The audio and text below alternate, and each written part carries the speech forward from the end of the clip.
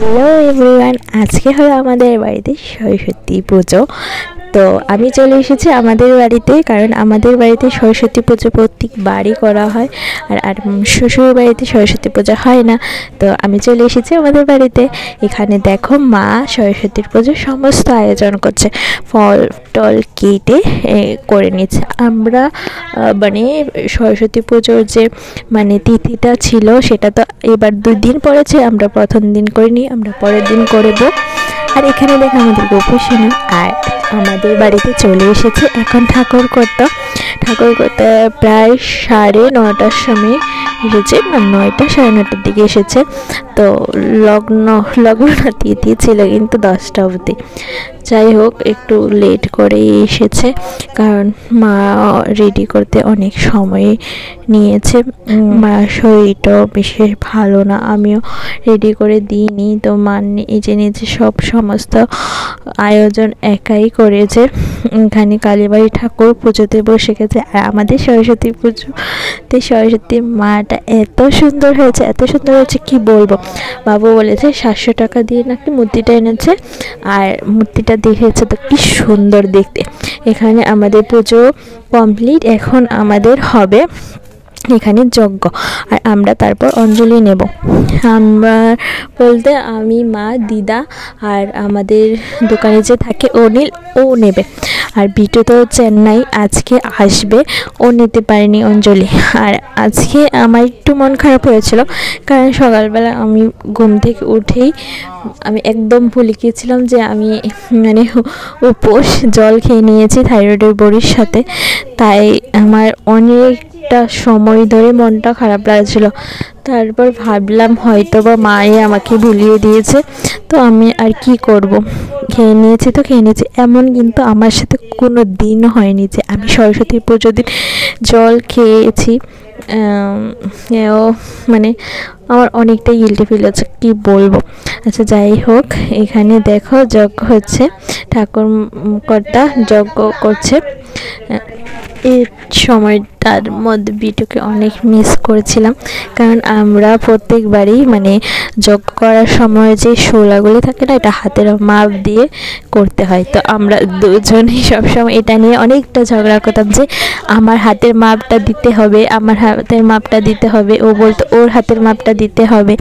তো এটা নিয়ে অনেক ঝগড়া হতো, কিন্তু আজকে ঝগড়া করার কেউ নেই, আমি আমার হাতের মাপ দিয়েই যজ্ঞ করেছি।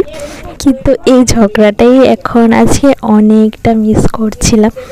যাই হোক, যজ্ঞ হওয়ার পর তারপর আমরা অঞ্জলি নিলাম, যেটা আমি তুলতে পারিনি। আমরা অঞ্জলি নিয়েছিলাম, তো তুলব কি করে, কেউ তোলারও নেই।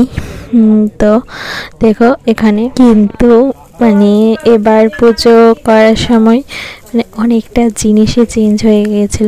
কতবার আমরা কলেজে গিয়েছিলাম, সেজে টেজে, কোনোবারই এমন হয়নি যে আমরা কলেজে যাইনি, বাড়ি থেকে বেরোইনি। এবার পুরোপুরোই আমাদের ঘরে ছিলাম, ঘর থেকে বের হতে পারিনি। খুবই মন খারাপ হচ্ছিল। স্কুলের দিনগুলি মনে পড়ে, কলেজের দিনগুলি মনে পড়ে। সরস্বতী পুজোর সময় আলাদাই একটা মেজাজ থাকতো, কী করে সাজবো, এর আগে থেকে শাড়ি সিলেক্ট করা, তারপর জুয়েলারি সিলেক্ট করা, কি করে সাজবো সব কিছু ডিসাইড করা। যাই হোক, এখন আর কিছুই আগের মতো নেই, তবে ঘরে ঘরে এগুলি নিয়ে খুশি থাকার চেষ্টা করছি আর কি। আর ফ্যামিলির সাথে পুজো কাটানো এর থেকে মজা আর কি হতে পারে। এখানে দেখো আমাদের আজকের আয়োজন হয়েছে, মা করছে আজকের আয়োজন।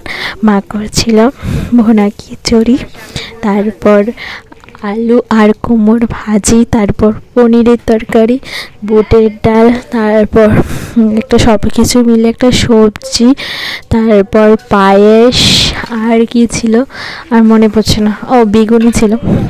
এগুলি সবগুলি মাই করেছে। বেগুনিটা শুধু আমি ভেজেছিলাম, মা গুলে টুলে দিয়েছিল।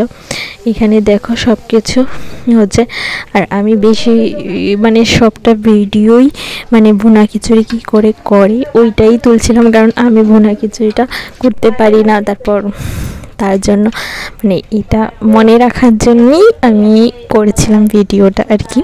এখানে দেখো মা আমাকে মানে করতে করতে বলছিল কি করে করতে হয়। এখানে মা সোমবার দেবে ভুনা খিচুড়িটার মধ্যে, আর মার ভুনা খিচুড়ির টেস্টই আলাদা হয়, খুবই টেস্টি হয়, খুবই টেস্টি, আমার খুব দারুণ লাগে। আর আজকে এমনিও মানে সমস্ত সবজি তারপর পায়েসটাই যাই হয়েছিল সব কিছু খুবই টেস্টি হয়েছিল। কারণ আজকে আমাদের বাড়িতে অনেকজনকে নিমন্ত্রণ করা হয়েছে, আমার বরের বাড়ি কয়েকজনকে, তারপর কাকিমণি কাকু তারপরে পরিবারকে ইনভাইট করা হয়েছিল। এইখানে দেখো আমাকে টেস্ট করার জন্য দিয়েছিল, এটা প্রত্যেকবার দেওয়া হয়। এখানে দেখো যা যা আয়োজন করা হয়েছে সবগুলি তোমাদেরকে দেখাচ্ছি। আর এই দেখো এটা সবজিটা হয়েছে, এটা খুব দারুণ হয়েছে, এগুলি এমনিতেই তুলেছি আর কি। আর এটা হলো পায়েসটা হচ্ছে, হ্যাঁ। তারপর রেডি হওয়ার পর সমস্ত আমি বেগুনিগুলি করে নিয়েছি। তারপর আমাদের দোকানে যে থাকে ওই ভাইটা এসেছে, খেয়ে গিয়েছিল। আর বিকালবেলা আসবে, মানে যারাই আসবে বিকেলে আসবে, এখন আসেনি দুপুরে, ও স্কুলে গিয়েছে তো স্কুল থেকে আসেনি আর কি।